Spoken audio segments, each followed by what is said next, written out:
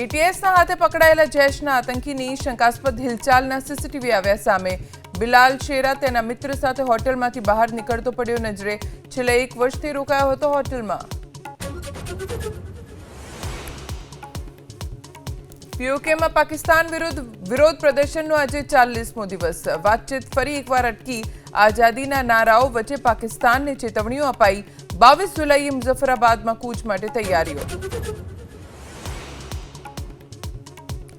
વડોદરાના ડભોઈ તાલુકામાં રાત્રિ દરમિયાન વરસાદ। શહેરના અનેક વિસ્તારોમાં ધીમી ધારે વરસાદ। ડભોઈના ગ્રામ્ય વિસ્તારોમાં પણ વરસાદ।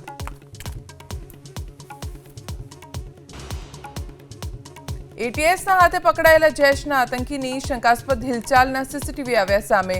બિલાલ શેરા તેના મિત્ર સાથે હોટલમાંથી બહાર નીકળતો પડ્યો નજરે। છેલ્લા 1 વર્ષથી રોકાયો હતો હોટલમાં।